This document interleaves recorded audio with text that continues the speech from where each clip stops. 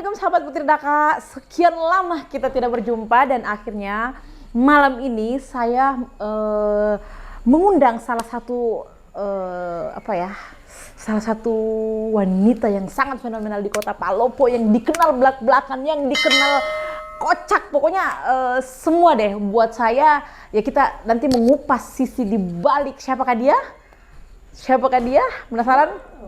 Bunda Manohara. Assalamualaikum Bunda. Apa kabar Bunda? Baik-baik. Bagaimana kabarnya Bunda? Baik-baik. Alhamdulillah. Nah malam ini Seperti yang dilihat pemirsa, saya sehat-sehat. Iya. Sempat disukan saya corona itu hoax. jadi pemirsa, malam ini saya khusus mengundang Bunda Manohara. Saya sebut Bunda Manohara tapi namanya Bunda Samsiar. Tapi saya sapaan akrab saya dengan Bunda Mano atau Kak Mano. Tapi sebenarnya saya mau wawancara juga dia. Kenapa saya yang diwawancarai? Jadi malam ini saya akan Bunda, malam ini saya akan melayangkan beberapa pertanyaan untuk Bunda yang memang mewakili teman-teman yang memang Kak Putri tolong dong ditanya sama Bunda Mano ini. Pokoknya jadi banyak pertanyaannya yang saya akan lontarkan kepada Bunda Manohara. Oke? Apa saja itu mau ditanyakan? Ini yang saya mau tanyakan Ki. Jadi bahasa Palopo Ki ini nih, boleh? Boleh. Jadi Tampil apa adanya. Oke, tampil apa adanya. Jadi Bunda Mano, perjalanan karir Bunda Mano yang notabene-nya Putri tahu Bunda Mano ini seorang istri dari pegawai PLN yang memang datang dari Makassar, ikut suami tugas di Palopo, sehingga suami pensiun di Palopo ya Bunda Mano. Belum tahu juga kalau karena pensiunnya kan masih lama. Iya. Jadi siapa tahu dipindah tugaskan lagi.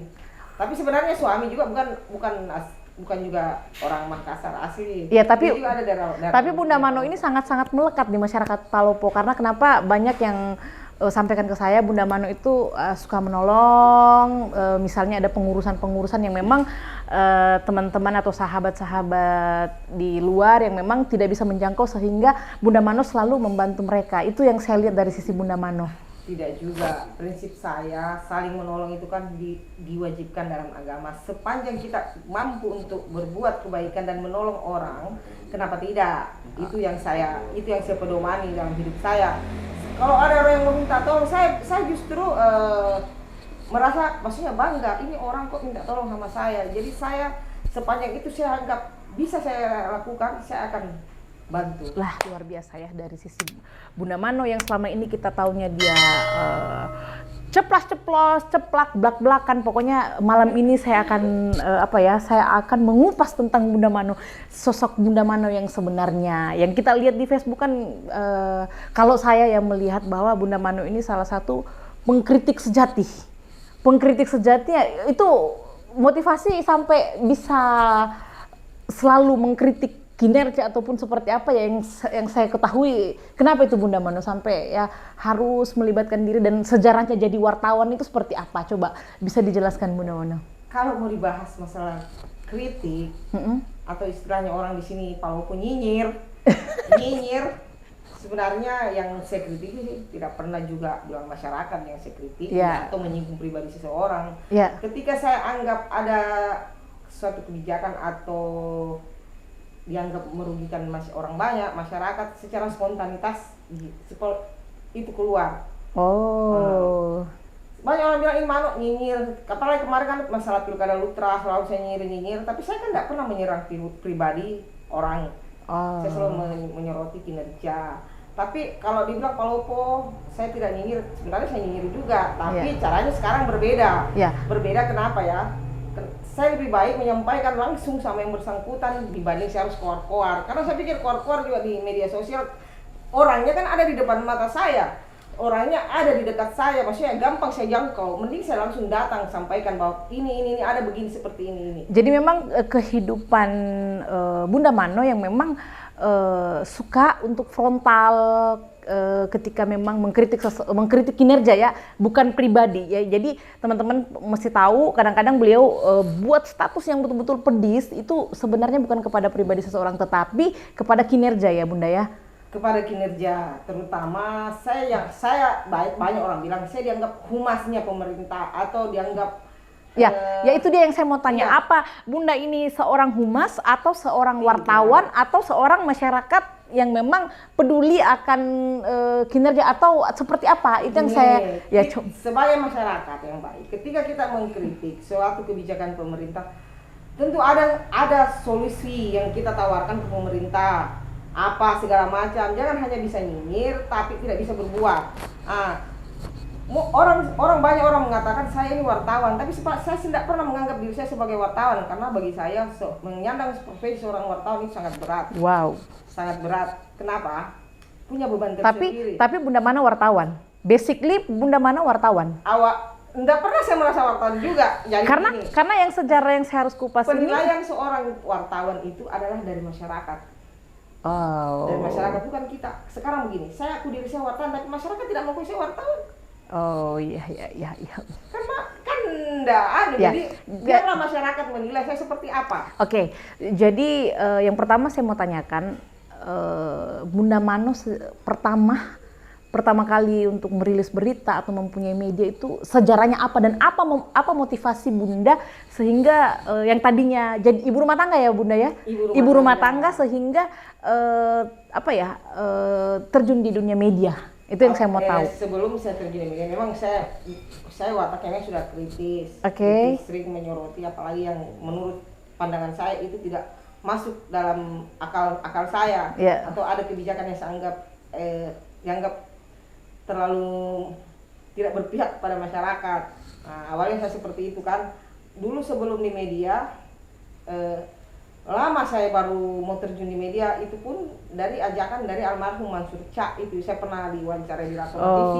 Itu saya ungkapkan, Dinda itu ada bakat jadi wartawan karena saya lihat. Apakah saya juga bisa jadi wartawan? Bisa, sekarang masyarakat. Jadi saya harus berguru sama Bunda Mano dong. Begini, wartawan itu kan hanya membawa berita. Berita. Sekarang dengan era digital seperti Facebook, internet, Facebook, YouTube, semua masyarakat itu secara tidak langsung mereka sudah menjadi wartawan. Saya kasih contoh, ada kejadian taruhlah kejadian di sebuah lokasi, tiba-tiba ada merekam video, dimuatlah di Facebook, itu kan sudah bisa dia sudah membawakan berita. Cuma kalau wartawan kan ada perusahaan media yang menaungi. Jadi ada juga undang-undang pers seperti itu ya Bunda ya. Seorang wartawan itu tetap harus mengacu kepada undang-undang pers dan kode etik. Jadi tidak boleh juga kita wartawan mau seenaknya memberitakan orang secara sepihak, apalagi mau menyerang pribadi seseorang. Itu tidak dibenarkan. Jadi seperti itu ya. Jadi guys, Bunda Mano yang memang tadinya dari ibu rumah tangga sehingga termotivasi untuk menjadi wartawan dari almarhum. Kenapa saya mau tertarik untuk menggeluti profesi itu? Ya, itu dia yang saya tertarik untuk menggeluti karena pertama saya kritis, tapi saya tidak punya sarana untuk mengeluarkan semua pendapat saya untuk saya. Jadi saya harus terjun ke dunia itu, minimal ya bisa saya konfirmasi langsung ketika ada hal-hal yang saya dengar tidak berkenan, saya bisa konfirmasi langsung yang bersangkutan dibanding saya harus keluar di Facebook atau di jalan. Kemarin kan saya juga di jalan sering gabung sama anak-anak mahasiswa juga pada saat zamannya Pak almarhum wali kota yang pertama. Dan ada beberapa sih Bunda yang memang bertanya ke saya bahwa menyampaikan ke saya bahwa kami ini banyak terbantu juga dari Bunda dalam pengurusan, ataupun Bunda juga kadang-kadang mengambil kemarin ya yang ada berita Bunda memulangkan seseorang yang memang bagaimana awalnya itu Bunda? Awalnya kan tergantung jadi niat. Memang saya itu ketika melihat orang susah, la ilaha illallah. La ilaha illallah. Lolos nih. Biar Mami lanjutkan Mami ya. Jadi pemirsa guys, foto ini. Ya sudah.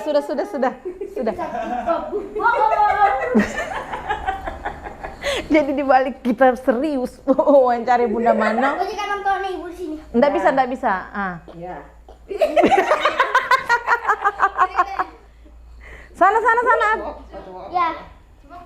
Atau ambil kursi dulu di sini. Jangan. yang kegiatan-kegiatan sosial Bunda lakukan sehingga ada salah satu orang di jalan ya ibu-ibu kalau nggak salah waktu itu Bunda membantu kepulangan ibu tersebut sampai keluarganya bisa tahu ternyata ibu yang sudah hilang ini ada di Palopo sehingga bisa balik ke rumah. Itu ya yang saya lihat kegiatan-kegiatan sosial Bunda lakukan itu kalau mungkin pandangan orang itu berketerbelakangan dengan sosok Bunda yang di mata orang-orang yang blak-blakan, pokoknya kritiknya yang memang betul-betul tajam. Tetapi di sisi lain Bunda juga yang saya lihat betul-betul sosial kepada sesama itu. Jadi seperti apa?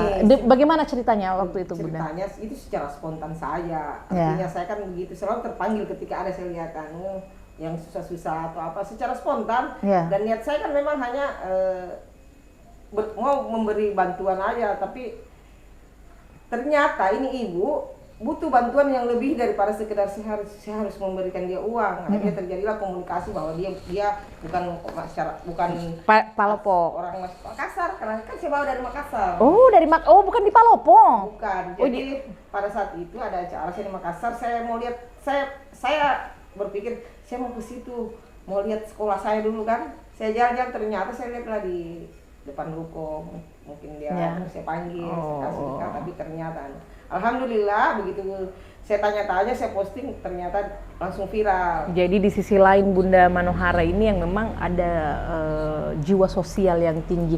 Bunda, pertanyaan saya, apa kenangan yang paling Bunda tidak bisa lupa untuk kedua orang tua Bunda, dan seberapa besar rasa kasih sayang Bunda kepada ibu dengan bapaknya Bunda? Artinya kasih sayang orang tua itu tidak bisa digantikan. Dan kita sebagai anak wajib untuk membalas segala kebaikan orang tua tanpa diminta. Nah, saya sebagai anak, saya merasa saya belum bisa membalas kebaikan-kebaikan orang tua saya. Jadi karena beliau berdua sudah meninggal, saya hanya bisa mengirimkan doa. Ketika saya bersedekah, saya hanya meniatkan bahwa amalnya untuk mereka saya kirimkan. Hanya itu yang bisa saya lakukan, karena ya untuk hal-hal yang lain sudah terputus kan. Hanya yang bisa kita lakukan ya kirim doa, kita berbuat baik mengatasnamakan mereka. Jadi kalau masalah berbuat baik itu kan diwajibkan dalam agama kita, bahwa kita memang harus berbuat baik, menolong sesama tanpa melihat status sosial mereka. Sepanjang mereka bisa kita bantu, ya kita bantu semampu kita. Terus Bunda, apa ya yang saya mau tanyakan tadi, terus untuk Bunda sendiri, hal yang paling Bunda tidak bisa lupakan, yang hal unik dan lucu yang betul-betul Bunda tidak bisa lupakan? Ya saya tidak bisa lupakan, saya pernah salah naik pesawat. Astagfirullah. Iya, di mana Bunda? Jadi bagaimana ceritanya coba? Ceritanya begini, itu termasuk kejadian langka dalam dunia penerbangan. Masa ada orang bisa salah naik pesawat? Pernah terjadi bahwa ada orang naik pesawat mungkin mulai enggak secara resmi kan? Ya, secara ilegal di kabinnya, di apanya, apanya. Saya ini secara resmi, tapi kenapa bisa salah naik pesawat? Lucunya pada saat itu saya mau dari Jakarta mau ke Makassar. Wow, salah naik pesawat guys. Saya naik pesawat, setelah saya di atas pesawat, pramugari memberikan kita akan menuju penerbangan mulai bandara ini ke bandara ke Sepinggan dengan daerah Tebusan. Saya langsung kaget, saya berteriak, kenapa saya mau ke Balikpapan? Nah, saya mau ke Makassar. Akhirnya terjadi perdebatan di atas pesawat. Ribut lah. Akhirnya datang itu semua petugas pesawat datang mendekat. Tapi Bunda sudah tiba tuh masih sebentar dalam penerbangan kan, dalam penerbangan itu pesawat sudah take off. Kan diumumkan bahwa kita akan menempuh jarak perjalanan ke bandara ini, baru saya sadar bahwa saya salah naik pesawat. Dan yang kelirunya kan itu kan sebenarnya pesawat itu kan paling ketat. Iya, betul. Iya, paling ketat gitu. Apakah memang tiketnya tidak diperiksa, manifest kargonya? Justru kesalahannya lah pramugari, saya kan memberikan ini tiket pesawat saya. Dia ambil, malahan cuma dia lihat nomor kursi saya, dia enggak lihat tujuannya. Dia cuma lihat, jadi saya cuma diarahkan duduk di kursi situ.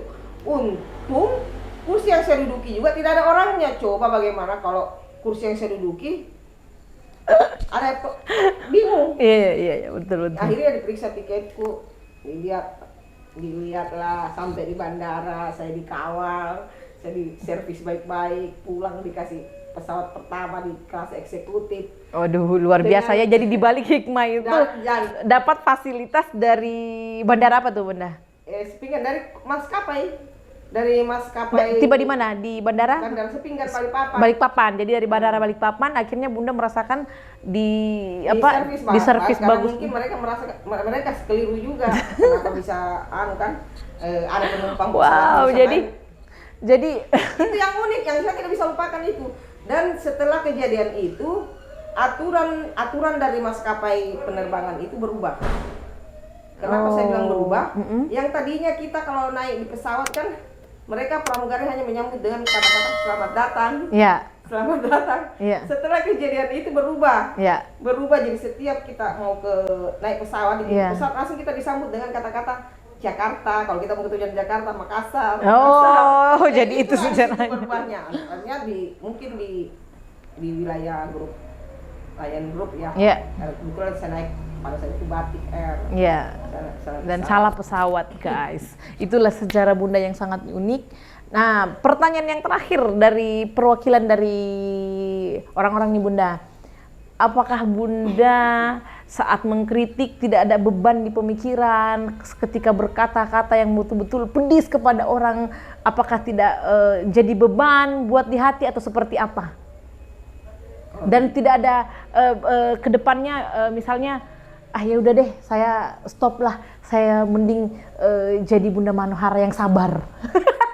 Itu kan sudah karakter saya. Ya. Kadang juga saya berpikir setelah saya ribut ya, untuk mengungkap kebenaran tentu banyak ada orang yang sakit hati dengan kita. Betul. Tapi ya mungkin cuma satu orang aja yang sakit hati. Orang-orang yang lain yang merasa terbantukan itu ya pasti bersyukur. Betul. Dan dengan ketika saya ributi ada hal-hal yang saya ributi, akhirnya kan hikmah dari yang hanya hikmah yang kita ambil di situ, yang saya ambil kebanyakan itu ketika saya ributi pasti akan berubah dengan baik lagi. Itu hikmahnya. Jadi ya tidak ya rumah-rumah saja. Jadi memang Bunda Mano tidak pernah menyerang pribadi tetapi menyerang kinerja. Jadi siapapun yang menjadi